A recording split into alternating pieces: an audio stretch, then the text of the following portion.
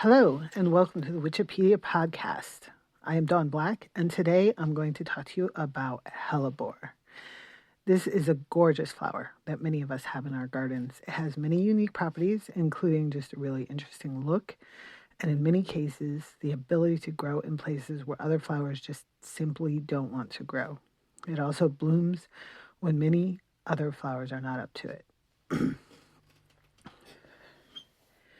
We're going to get into some of Hellebore's interesting botanical features, as well as its toxicity and the folklore associated with it, or some of the great deal of folklore associated with it, and how you can use it in your magical workings.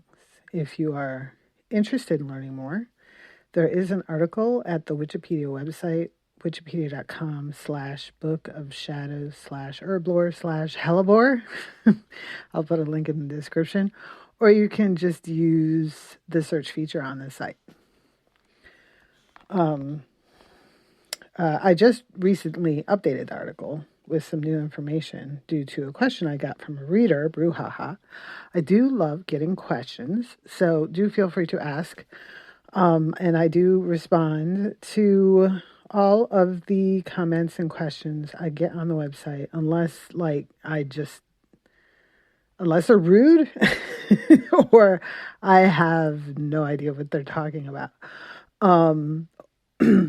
So do try to be polite and concise in your inquiries, and I will definitely get back to you. But Brouhaha wondered where the information that Hellebore was used in flying ointments came from. And I searched, and well, I could find flying ointments with Hellebore in them for sale, and some written recipes on various websites attempting to recreate historical flying ointment. I could not find any historical recipes that contained Hellebore. So, I was not able to verify that information.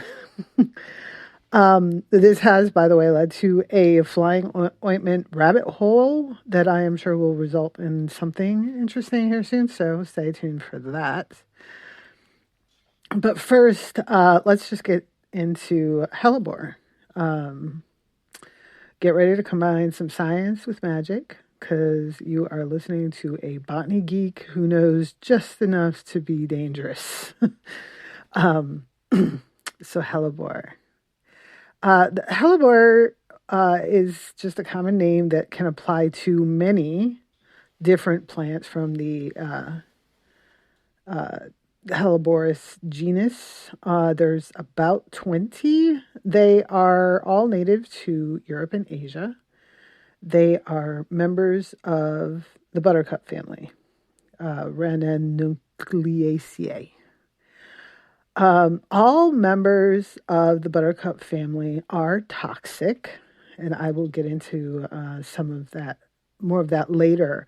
The Ranunculaceae family, the buttercup family, has its very own toxin, ranunculin, which is really interesting.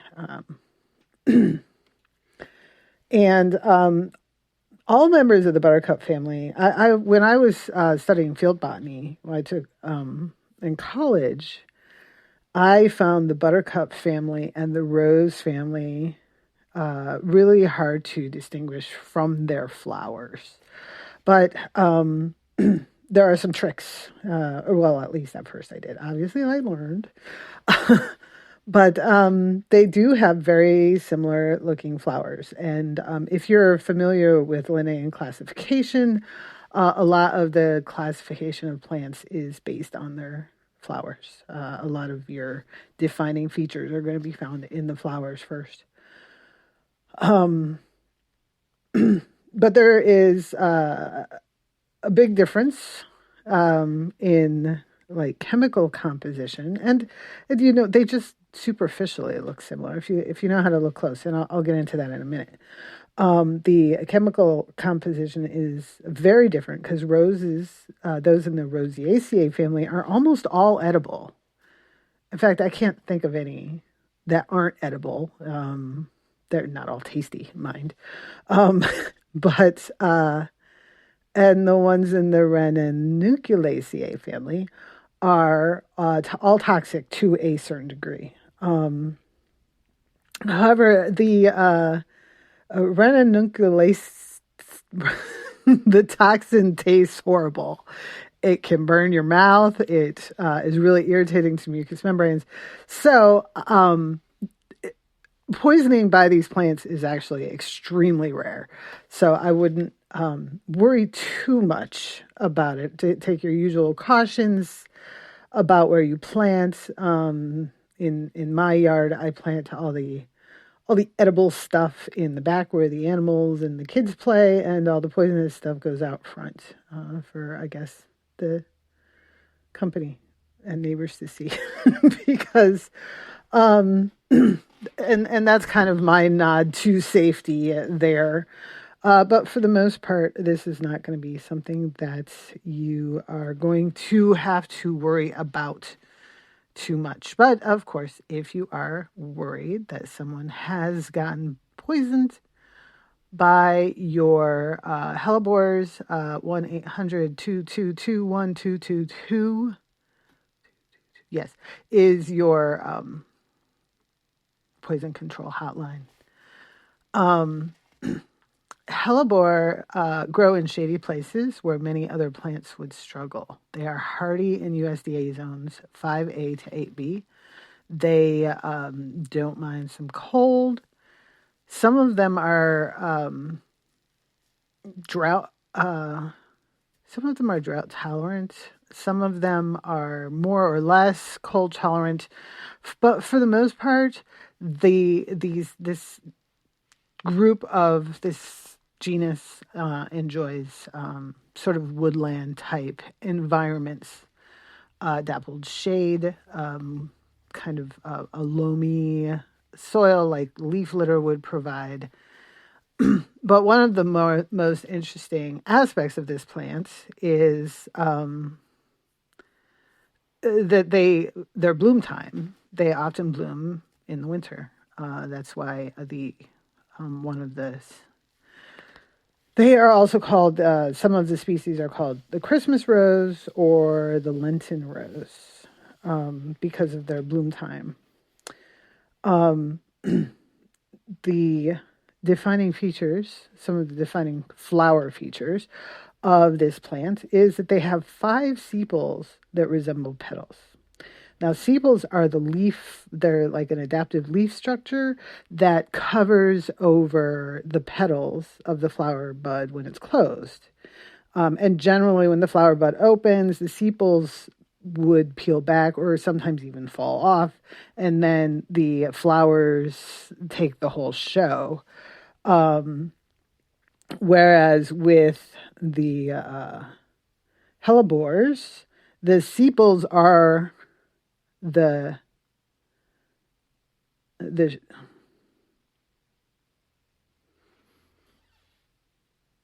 I'm sorry. my notes were confused just for a sec. It's just let me get back.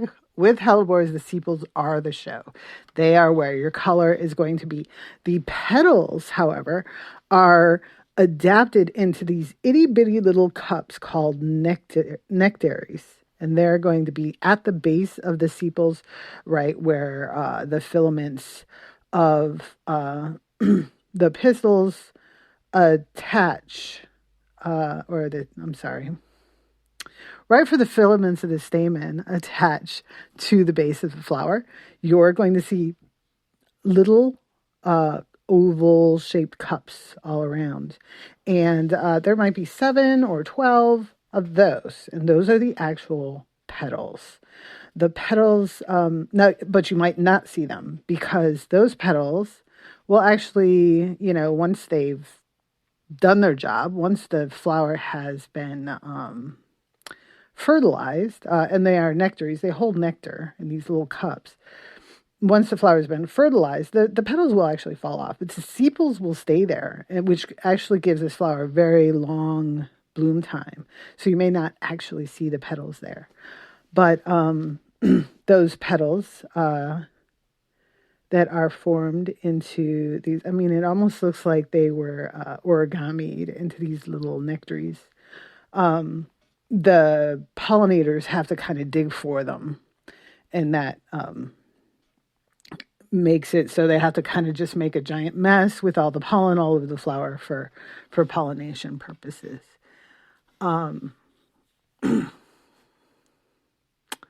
So they're super, and that's why when you first look at the flower, it looks like a rose, because roses have 5 petals. But when you look closely, the roses have this green sepals at the base of their petals, kind of holding like the area where the petals all hold together on the bottom. Hellebores don't have that because they have the sepals. It's the sepals that you're looking at, not the petals. So,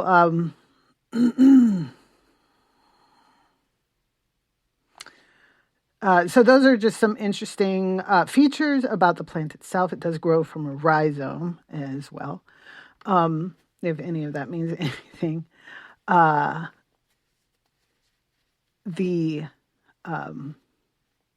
There are some really interesting folklore attached to this plant. According to an article I read at the Royal Historical Society in London from December 23rd, 2016, the folklore says that the first Christmas rose, which would be black hellebore, probably Hellebore niger, sprouted from the tears of a young girl who did not have a gift to give the baby Jesus.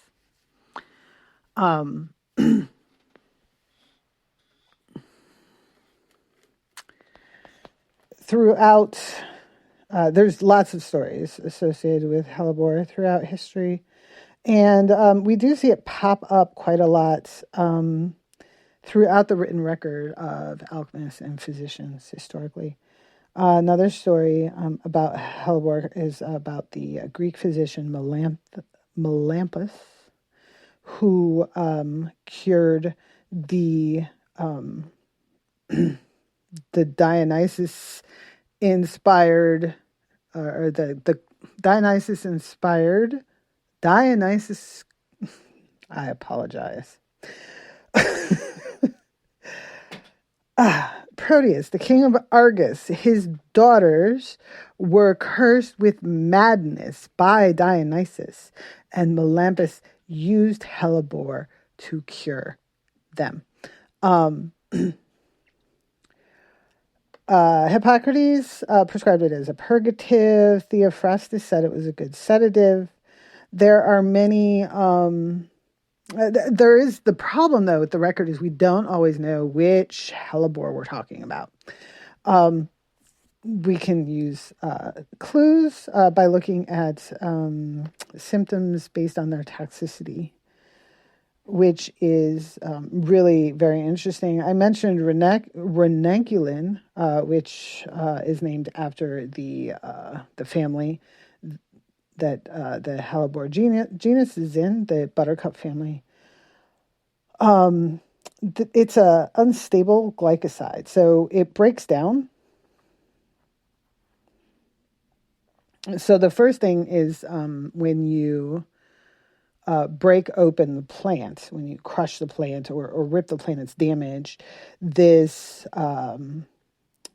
the chemical can get on your skin. It can cause itching, rashes, and blistering, and also on mucous membranes.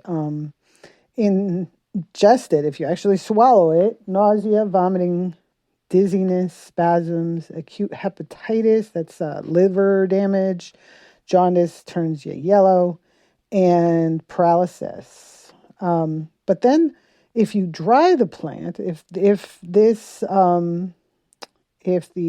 protoanemone breaks down, that is exposed to air, it breaks down into anemone, which is named after an anemone flower where it was first discovered. Then it has antispasmodic and analgesic properties, which is muscle relaxer, pain reliever. And then that further breaks down into dicarboxylic acid, which is basically harmless. So that kind of implies that hellebore could be harmless if it's dried, but that's not entirely the entire picture, because hellebore has lots more chemicals in it. That's just the buttercup chemicals. They've got their own. Different species have different amounts, but there's one called Hellebore, which I wasn't able to find much about it. Or Helleborin. I'm sorry, Helleborin I wasn't able to find much about. But Hellebore is a cardiotonic glycoside with, it works on the heart, and it also suppresses the immune system and inhibits T cell activity. So it is currently under research for cancer treatment.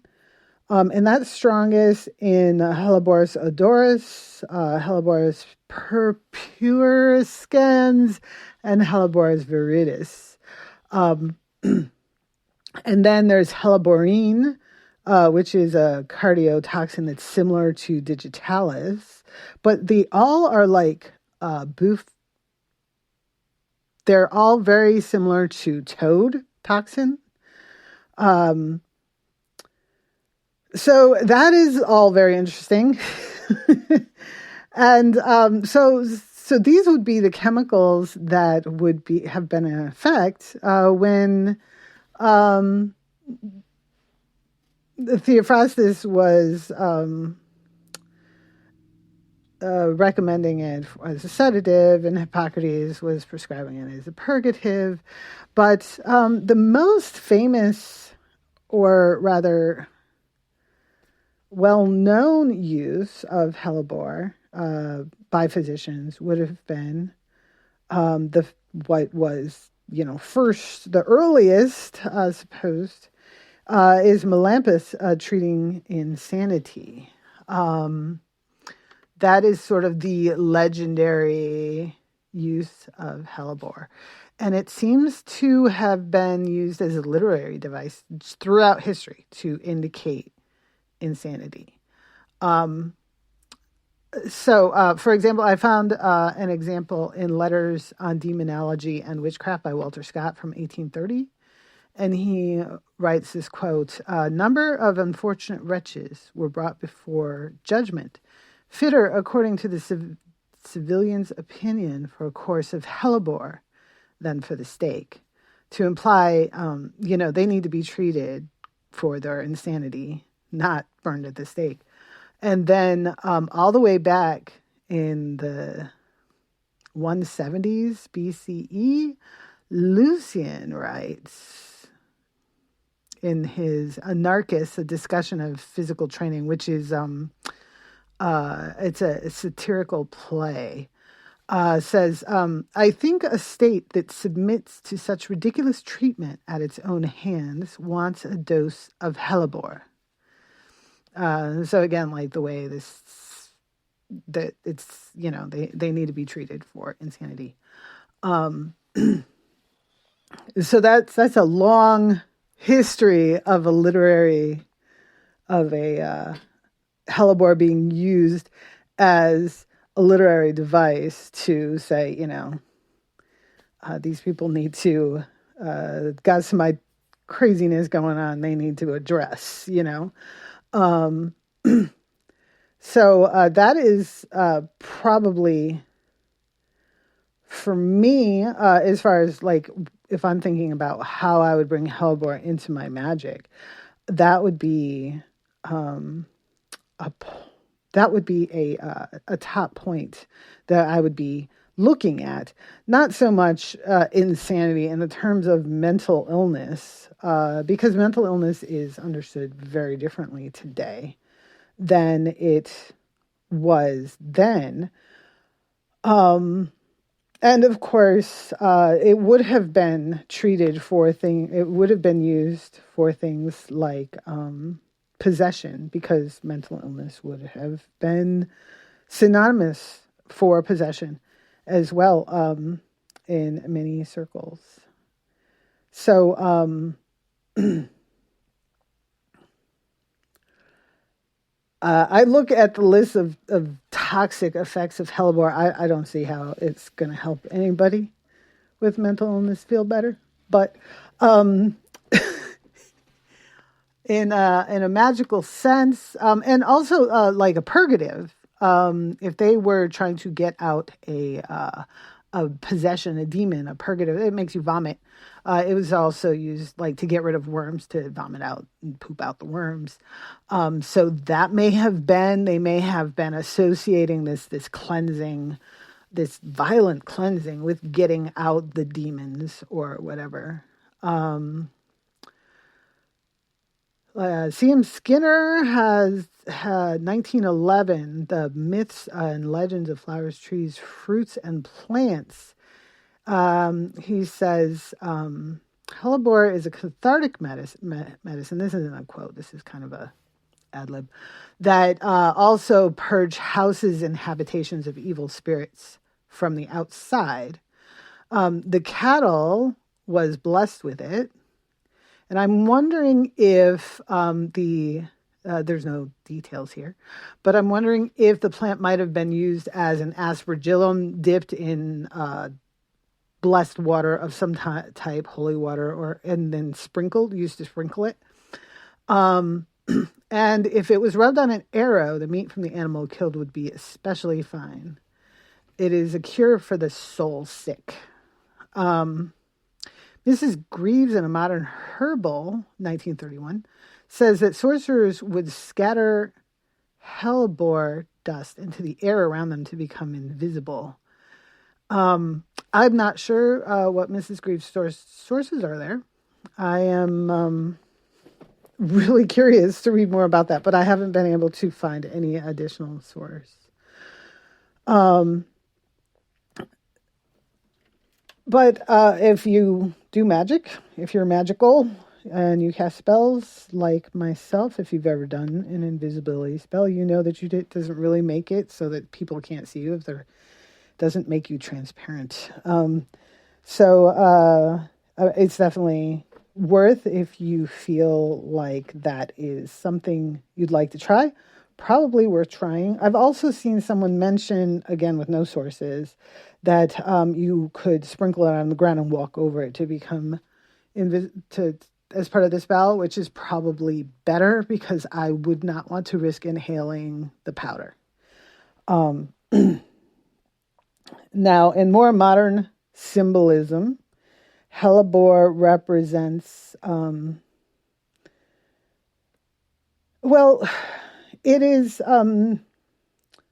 it represents sort of a transition of things from winter to spring.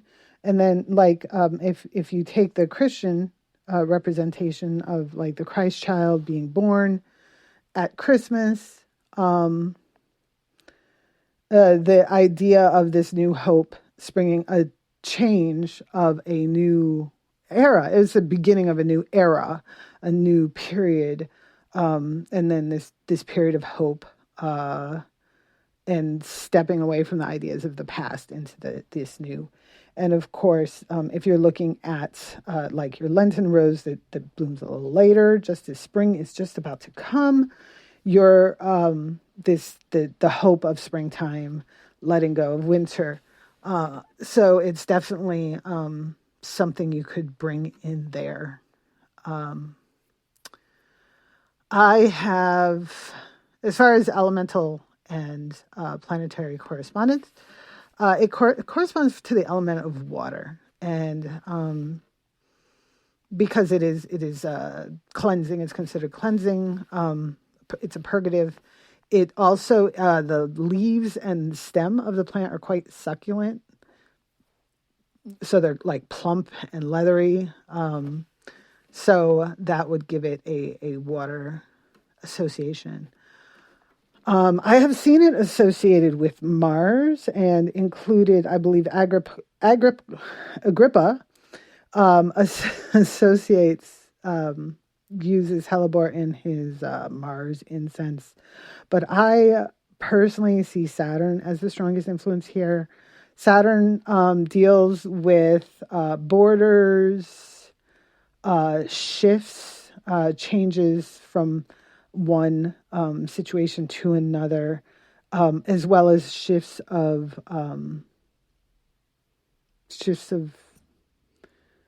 consciousness is the word that's coming to mind, but that's not exactly the word. Mindset, I guess. So where the plants grow, which is basically where nothing else wants to grow, not nothing, but many other plants will not survive in the environment that Hellebore embraces. And also the fact that it's toxic. All of this feels very Saturn to me. So,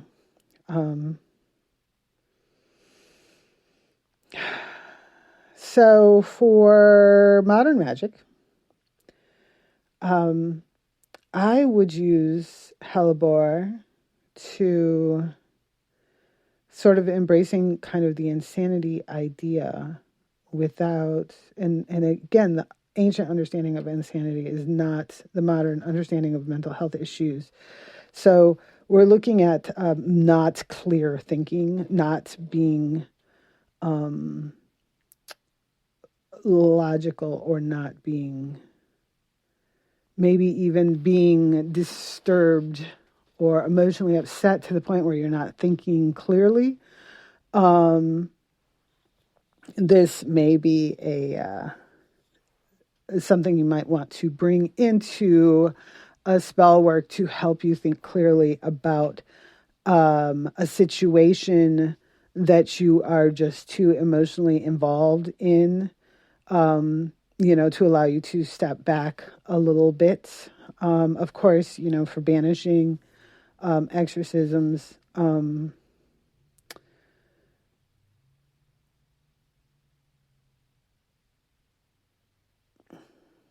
I would say also, any kind of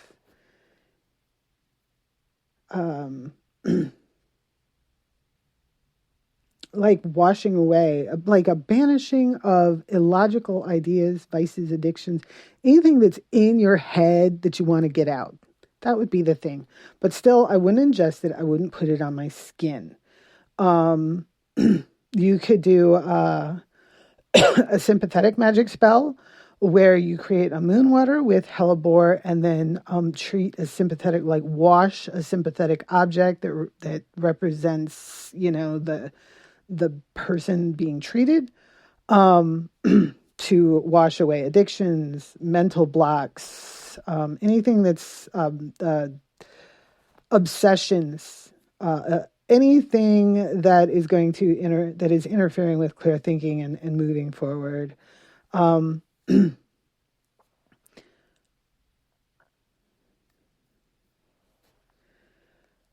And yeah, that would be, I think, for me, for magic, I think that would be really ideal that way. But I also want to talk about different types of Hellebore. So in ancient texts, we generally have two different types of Hellebores talked about, and they are black Hellebore and white Hellebore.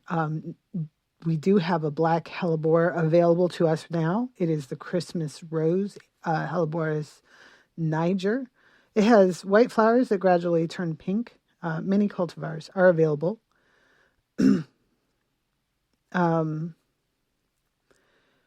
And it's native to mountainous regions of Central Europe. It likes humus-rich alkaline soil and dappled sun.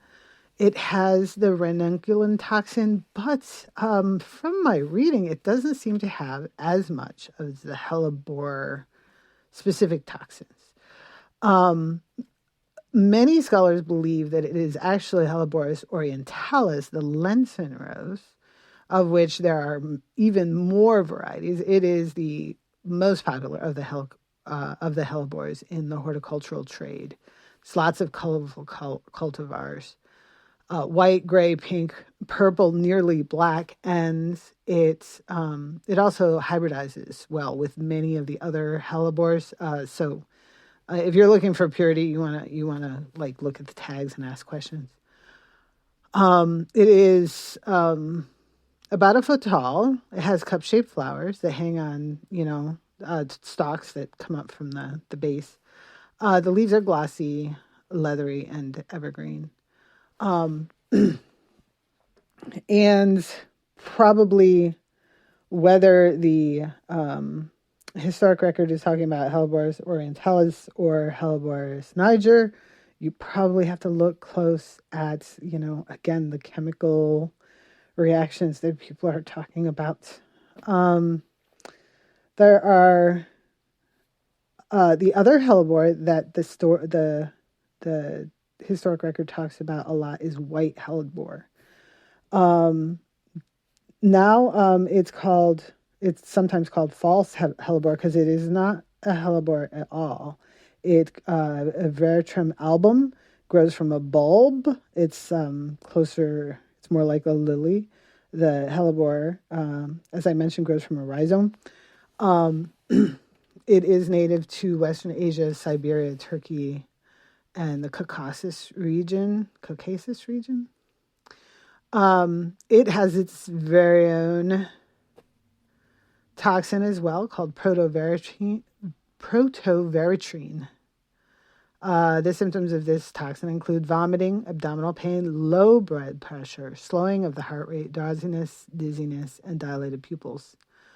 The most recent scholarship of the death of Alexander the Great, which has long been rumored to have been Hellebore poisoning or some kind of poisoning. The most recent scholarship is pointing at Veratrum album as the culprit there, based on the symptoms that are described. I've also read that that even the smell is toxic. I saw that just mentioned while I was reading. Again, I'm going to do a whole thing on Veratrum album itself. I'm really interested in learning about the toxic scents of this plant, but I haven't found anything beyond that single mention.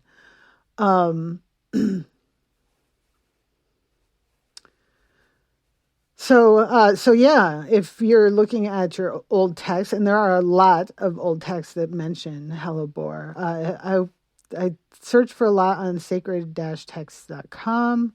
I found a lot there. There's also a lot of research being done on Hellebore because the Hellebore toxins are apparently very interesting to the medical community. Again, do be careful handling these. Make sure you wear gloves when you're handling them. Any tools that you use on them, make sure they're very well cleaned before using them on food plants, or keep yourself a separate set.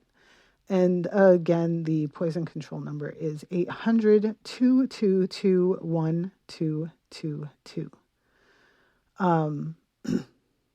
And I want to thank all of my patrons at patreon.com/DawnBlack for making all of this possible. And also to my friend Chewy, who bought me a coffee yesterday at ko-fi.com/sacredhearth. If you have any questions, please do not hesitate to ask me. You can ask over at Patreon, on the Witchipedia chat Facebook group, twitter.com/Witchipedia, or right in the comment section of the Hellebore article on the Witchipedia.com website, or, wherever you're listening. There is also a Discord, which you can also access through the website very easily. Again, thank you for listening, and I will talk to you again very soon.